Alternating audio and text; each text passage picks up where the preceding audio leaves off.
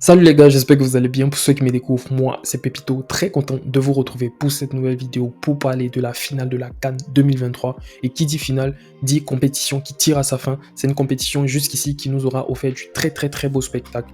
Mais avant de commencer, je vous invite à vous abonner à mes différents réseaux sociaux. Je vous ai mis les liens en bas de description. Et pour ceux qui sont intéressés par certaines parties, vous pouvez aller voir dans le chapitrage et directement vous partez sur la partie qui vous intéresse. Et surtout, n'hésitez surtout pas à vous abonner à cette chaîne et à péter le bouton de like. Avant de commencer à parler de la finale, j'ai envie de revenir sur le match pour la 3e place entre l'Afrique du Sud et le Congo. Cette équipe de l'Afrique du Sud qui s'est inclinée au tir au but face au Nigeria n'a vraiment pas démérité et peut être fière de son parcours. Alors c'est une équipe qui a mal commencé sa compétition dans une défaite face au Mali, mais après l'Afrique du Sud s'est repris, a sorti le Maroc, l'un des favoris à la victoire finale, a sorti le Cap-Vert qui faisait une très belle compétition, malheureusement a buté face au Nigeria. Cette équipe conduite par Hugo Broos, qui avait déjà remporté la CAN en 2017 avec le Cameroun, avait l'opportunité de remporter une deuxième CAN, mais malheureusement ça ne sera pas le cas, mais ils peuvent encore aller chercher la médaille. Du coup, son adversaire, le Congo qui vit depuis beaucoup d'années un génocide. J'apprécie beaucoup le geste des joueurs pour faire passer ce message-là, mais cette équipe du Congo peut être fière de son parcours parce qu'on les attendait vraiment pas à ce stade de la compétition. Ils n'ont pas été à la précédente CAN, ils reviennent et ils arrivent jusqu'en demi-finale. Et aussi, ils peuvent décrocher la médaille. Cette équipe-là, franchement, peut être fière de son parcours, se retrouver dans la même poule avec le Maroc, a sorti l'Égypte, a sorti la Guinée.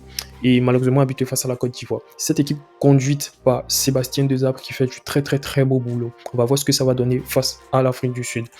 Mais je pense que le motif qui vous a fait cliquer sur cette vidéo, c'est la finale Nigeria-Côte d'Ivoire. Bien sûr, on va en parler. Match qui se jouera dimanche à 21h. Et c'était plutôt une finale que presque tout le monde voyait. Voilà. En tout cas, moi, de mon côté, lors de ma précédente vidéo, j'avais fait un prono et je voyais le Nigeria s'imposer face à l'Afrique du Sud. Même si à certains moments du match, j'ai eu quelques doutes, voilà, on aura le temps d'en parler. Et du côté de Côte d'Ivoire, Congo aussi, je me disais que le Congo était capable. Mais malgré tout ça, je voyais la Côte d'Ivoire passer. Du coup, on a notre finale. Je pense que presque tout le monde s'attendait à ça. Nigeria face à la Côte d'Ivoire. On va voir ce que ça va donner. Mais pour commencer, on va parler du Nigeria. Alors, le Nigeria, avant cette Coupe d'Afrique des Nations, était une équipe qui avait un bilan plutôt mitigé. Voilà, le Nigeria avait affronté la Sierra Leone, qui n'est pas une grosse nation. Voilà, victoire 3-2. Prendre 2 buts face à la Sierra Leone, c'est pas un très bon signe. Après un 6-0 face au Sao Tomé, je pense que c'est plutôt une bonne performance. De partout face à l'Arabie Saoudite, pardon. 3-2 face au Mozambique, pas mal, mais un partout face aux Lesotho et un partout face au Zimbabwe. Et aussi une défaite 2-0 face à la Guinée. Voilà. Le Nigeria n'avait clairement pas un très bon bilan avant le début de cette compétition et le Nigeria jouait à cette période-là en 4-4-2. Voilà, en 4-4-2 avec parfois un Osimhen, parfois un Mofi. On a là un Mofi associé à Haribo. Bref, c'était un 4-4-2 dans lequel le Nigeria jouait. Puis, lors de son premier match dans cette Coupe d'Afrique des Nations face à la Guinée équatoriale, le Nigeria a fait un match un partout, mais est venu avec un nouveau système. Et c'était ça l'attraction du côté du Nigeria. Déjà, il y a Mouabali qui n'était pas titulaire, qui est devenu titulaire dans cette équipe-là. Et cette défense aussi à 5 là, avant c'était une défense à 4 dans un système 4-4-2. Là, c'est une défense à 5 dans un système 3-4-3. Et du coup, on a Onyeka qui est associé à Iwobi en l'absence de Ndidi. On a cette défense-là qui est très solide, qui est l'une des satisfactions, en tout cas du côté du Nigeria. Puis on a le trio de l'attaque, Moses Simon, Osimhen et Lookman. Et en tout cas, ce dispositif-là a donné raison à l'entraîneur parce que le Nigeria, on voit, si je vous fais cette vidéo actuellement sur le Nigeria qui arrive en finale, c'est parce que ça a été très positif. Voilà, mais dans un premier temps, face à la Guinée équatoriale, ils ont pris le premier but, j'ai vu le match, mais ils ont su réagir après. Grâce à un Victor Osimhen, ils ont gagné la Côte d'Ivoire, gagné la Guinée-Bissau, gagné le Cameroun, puis l'Angola. Franchement, c'est un système qui réussit beaucoup au Nigeria. Ils ne marquent pas énormément de buts, mais ils sont très solides défensivement. Mais la solidité défensive, on aura le temps d'en parler par la suite. Du coup, le Nigeria, dans ce match face à l'Afrique du Sud, voilà, s'est imposé finalement dans la séance des tirs au but. Et ça a été un match vraiment très plaisant à voir. On pensait que le Nigeria allait s'imposer plutôt tranquillement.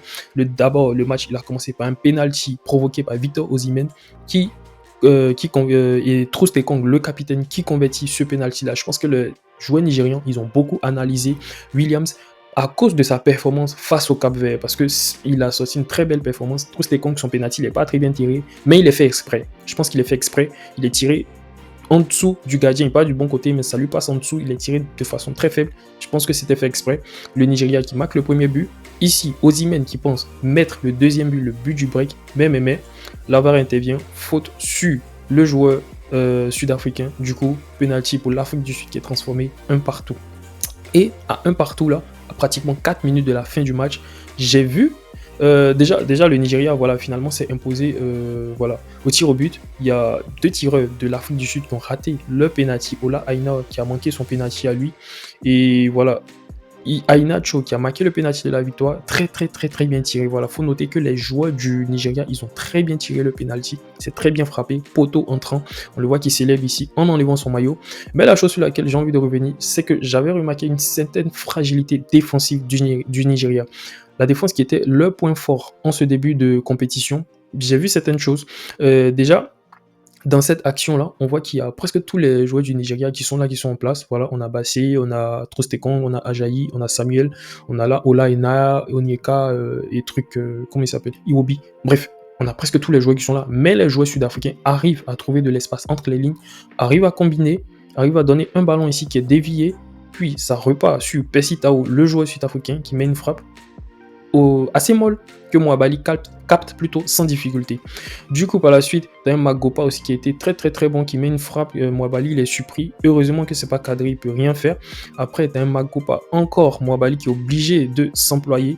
Après, t'as une action, franchement, j'ai pas compris. Suite à un coup franc de l'Afrique du Sud, ça c'était en prolongation, même en premier mi-temps, l'Afrique du Sud avait beaucoup dominé et lorsque l'Afrique du Sud a égalisé, ils ont pris beaucoup d'occasions, ils ont concédé énormément d'occasions, ils étaient vraiment dans une période de doute et c'est là que l'Afrique du Sud devait être tueur, mais malheureusement ils l'ont pas fait.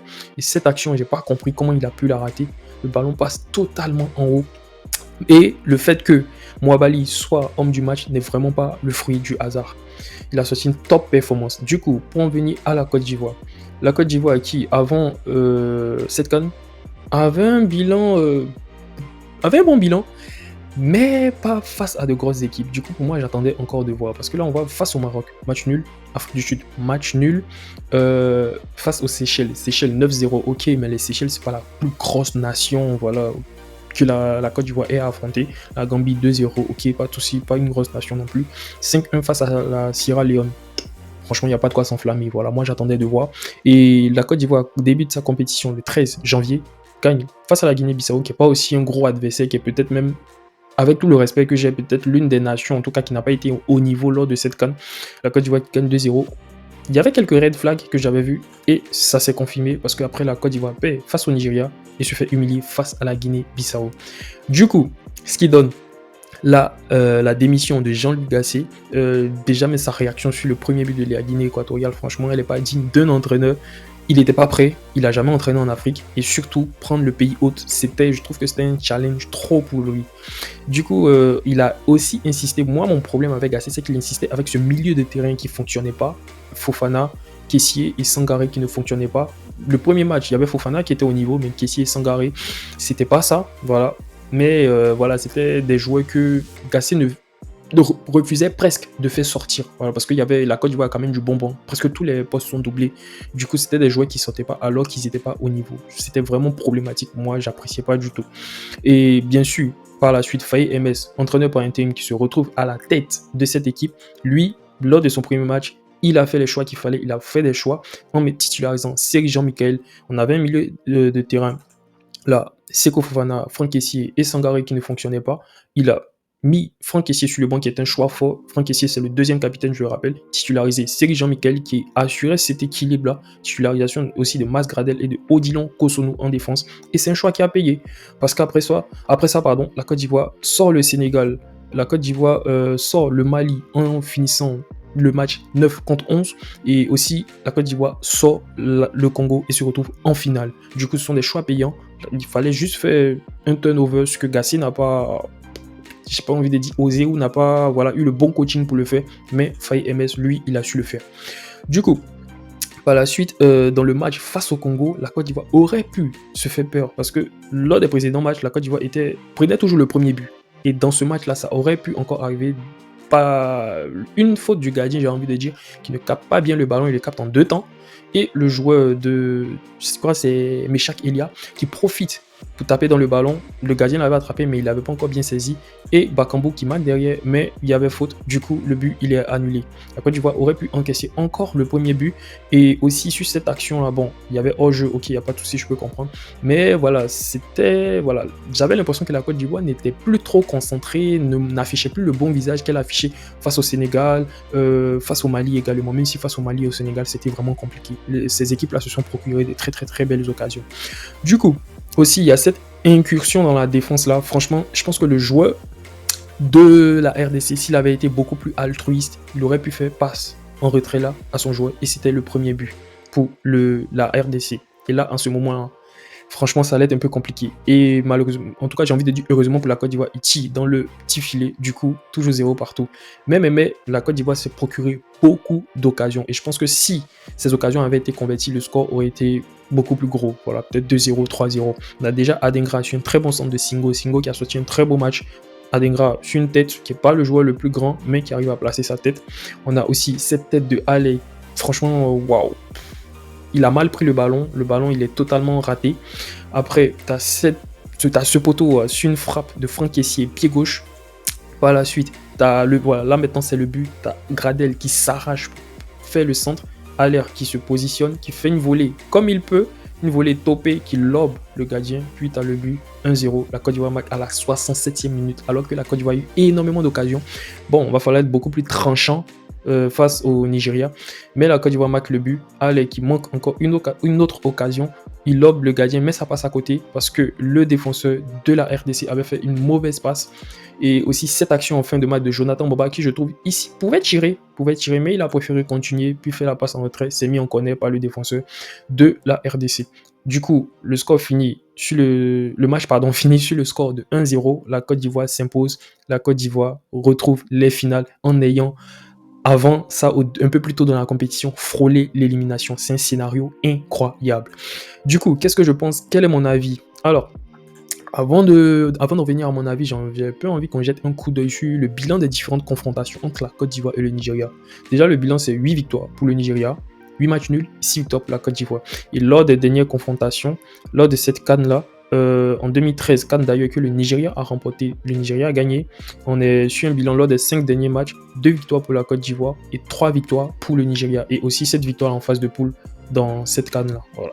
Du coup, ce qui est du Nigeria aussi, faut aussi noter que le Nigeria est une très grosse nation de football. Le Nigeria, c'est 3 victoires, c'est 3 CAN, c'est 4 fois finalistes, c'est-à-dire ils ont disputé une finale de CAN 7 fois. Ils ont été perdants 4 fois, vainqueurs 3 fois, et ils ont terminé 6 fois 3e. C'est une équipe qui est très régulière, et c'est une équipe aussi qui a le meilleur joueur africain actuellement, Osimhen. Il veut en découdre, il veut son titre. Du côté de la Côte d'Ivoire, c'est aussi une grosse nation. La Côte d'Ivoire, c'est 2 victoires à la CAN 92 et 2015, les deux remportées face au Ghana. C'est une 4e place. 4 fois 3e, pardon. 4 fois 3e, c'est une équipe aussi plus ou moins régulière. 2 fois finaliste, malheureux. Celle de 2012 face à la Zambie, franchement, c'était difficile. Et c'est une équipe aussi menée par Faye MS, coach intérim, qui en conférence de presse disait qu'il avait gagné son trophée de U17 Coupe du Monde face au Nigeria. Est-ce que l'histoire va se répéter? On aura la réponse dimanche soir. Et c'est une équipe qui revient de très loin. La Côte d'Ivoire est clairement une équipe qui revient de très très très très loin. Après avoir frôlé l'élimination, après avoir battu le Sénégal au tir au but, après avoir battu le Mali dans les dernières minutes. Le Congo était un match plutôt tranquille, pas comme les autres, mais c'est une équipe qui revient de très très très loin. Du coup, qu'est-ce que je pense entre Nigeria, Côte d'Ivoire, qui sera le vainqueur de la CAN, qui va brandir le trophée le dimanche soir? Roulement de tambour. Alors, pour moi, ce que je pense, c'est que c'est la Côte d'Ivoire qui va l'emporter. Voilà, la Côte d'Ivoire va l'emporter. Je pense que c'est écrit, c'est son destin. Voilà. Quand tu regardes le parcours de la Côte d'Ivoire aurait pu être éliminée lors des phases de poule, aurait pu même tomber face au Sénégal, mais je pense qu'avec ce parcours-là, s'ils sont arrivés jusqu'en finale, c'est que c'était une compétition qui leur était destinée. Après, c'est ce que je pense, ça reste que mon avis, je peux me tromper. Dites-moi aussi ce que vous pensez. Faites-moi part de votre prono. Je suis curieux de bien voir. Du coup, pour moi, en tout cas, c'est la Côte d'Ivoire et voilà. Je pense que la Côte d'Ivoire va s'imposer. J'ai hâte de connaître votre avis. Et d'ici là, prenez soin de vous et prenez soin de vos familles. Et on se dit à très bientôt pour la prochaine pépite. Ciao!